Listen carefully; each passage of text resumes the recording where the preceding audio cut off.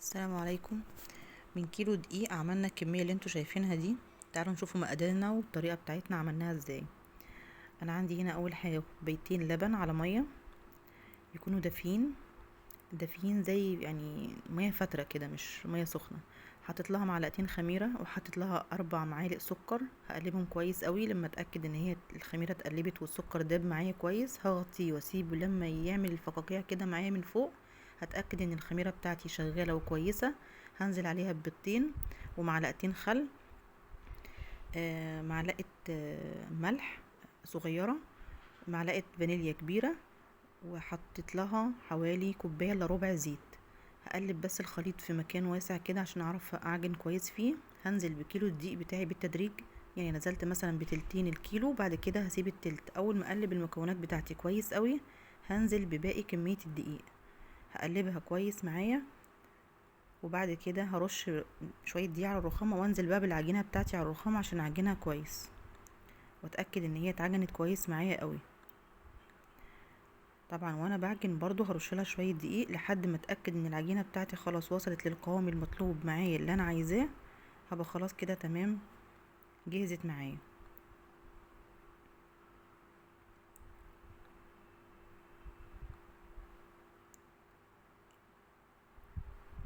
هقلب فيها كويس جدا، اعجن فيها كويس قوي لحد ما اتاكد ان هي خلاص والرخامه عندي تتلم العجين كله وتتلم معايا بالشكل ده كده. هي خلاص كده اتعجنت معايا تمام. هقطع العجينه معايا على 5 اجزاء، هلفها كده زي القرصه وهحطها في طبق مرشوش فيه شويه دقيق، وهغطيهم واسيبهم لحد ما يخمروا.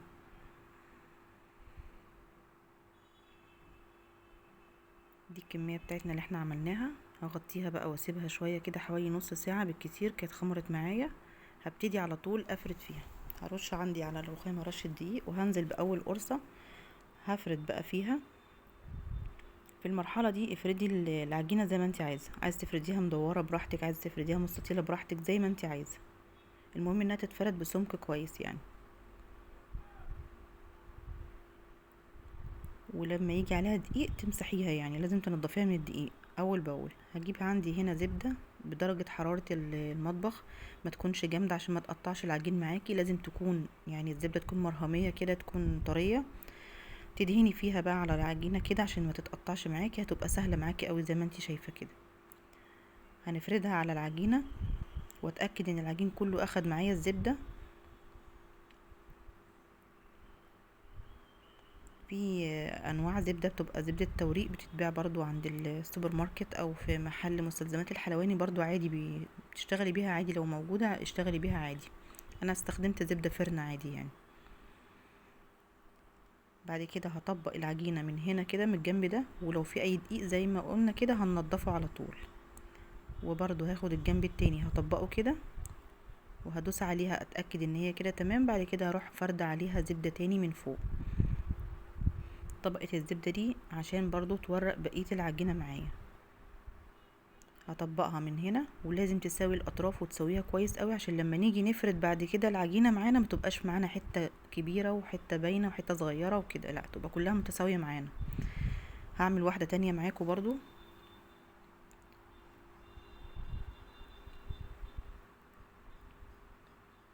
دي هفردها كده يعني ايه، مستطيلة شوية. برضو بننضف الدقيق اللي عليها عشان لما تيجي تحطي الزبدة يعني تمسك في العجينة. الدقيق مش هيخلي الزبدة تمسك في العجينة معاكي. هنفردها كده وهطبقها نفس الشكل، وبرضو هنسوي الاطراف بتاعتها كويس قوي، ومن الناحية التانية نفس الكلام. وهنفرد عليها الزبدة يعني نفس اللي احنا عملناه في العجينة الاولانية، واطبقها برضو واسويها من على الجوانب. وبعد كده هحطهم في صينية كده، وهدخلهم في التلاجة عشان الزبدة تجمد معايا، عشان اعرف بعد كده افردهم. طبعا انا حطيتهم في صينية اصغر علشان اعرف ادخلهم في التلاجة، وغطيتهم بستريتش او بلاستيك راب، اي حاجة عندك غطيهم بيها، كيس نضيف.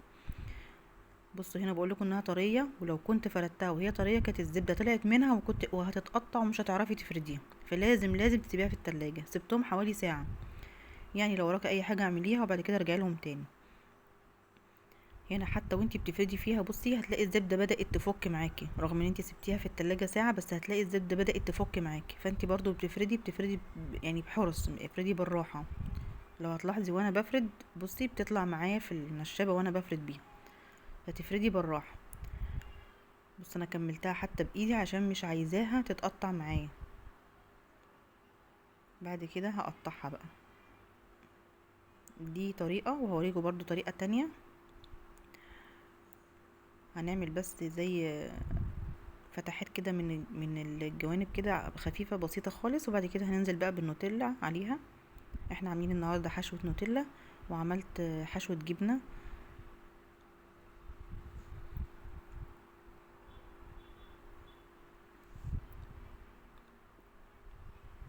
لو عايزه تحط لها شوكولاته اللي هي دارك اللي هي القطع عادي برضو بتشتغل، بس الشوكولاته عيبها ان هي بعد كده لما بيبرد شويه الكرواسون معاكي بتجمد، بترجع تجمد تاني. انما النوتيلا لا، بتفضل على قوامها زي ما هي.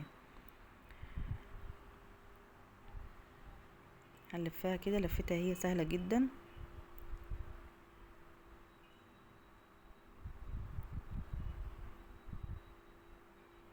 بتشديها كده من على الطرف عشان تدي بقى معاكي الشكل اللي هو بتاع المولتو او الكرواسون يعني.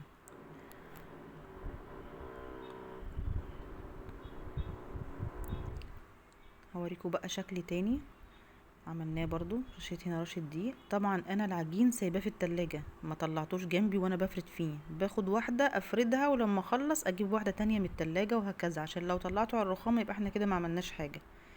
الزبدة هتفك تاني معايا وهتسيح ومش هعرف افردها. هتلاحظوا ان كل ما بتسيبيه في التلاجة شوية كل ما بتعرفي تفرديه بسهولة. دي طريقة تانية لو انتي مش هتعرفي تعملي دي، بس هي المدورة اسهل يعني من دي. بس انا بوريكي دي طريقة ودي طريقة، واللي يريحك اعمليه. نفس الكلام برضو هنحط الشوكولاتة عليها، وبرضو هنلفها نفس الكلام في اللي هي ايه اللي احنا عملناه في التانية بالظبط.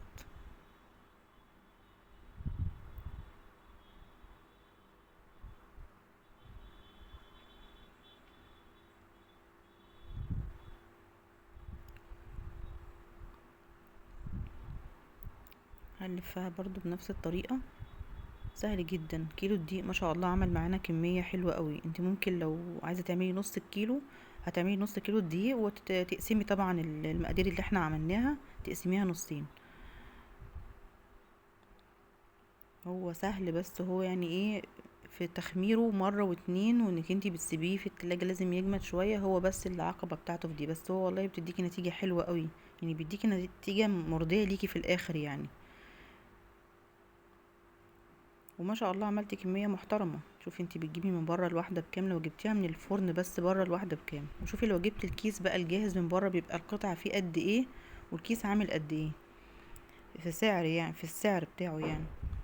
طبعا ده بقى الجزء التاني اللي احنا عملناه. انا قطعته بقى، فردت العجينة نفس الطريقة زي ما عملناها بس مستطيلة، وقطعتها زي ما انتوا شايفين كده. ده هعمله اللي هو الباتيه بالجبنة عشان يبقى مختلف عن التاني.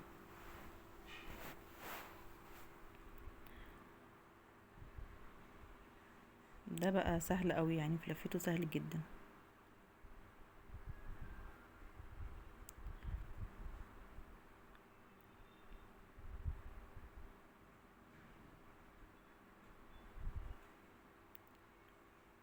هنا كنا خلصنا الكمية بتاعتنا كلها. ده اللي بالجبنة وده اللي بالشوكولاتة.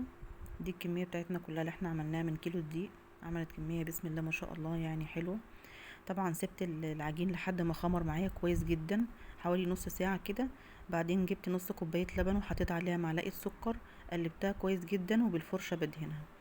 طبعا هو المفروض بيدهن ببيض، بس انا ما بحبش ريحة زفارة البيض للأسف في المعجنات، ما بحبهوش. فانا بعمله باللبن وبيديني نفس النتيجة، يعني بيديني اللون الاحمر حلو ونفس النتيجة لو دهنته بالبيض. طبعا ما بتدهنيش كل الكمية، الصاج بس اللي هتدخليه الفرن بتدهنيه، وبعد كده التاني لما تيجي تدخليه تدهنيه برضو. دي الكمية بتاعتنا كلها بعد ما طلعت. بصوا شايفين الشوكولاته عامله ازاي جواه ومورق ازاي، طري جدا. ده طبعا بعد ما برد معايا، وده اللي بالجبنه. جربيه في بيتك واعمليه باقل التكاليف، وهتعملي كميه محترمه كويسه وحاجه نظيفه طبعا ومضمونه.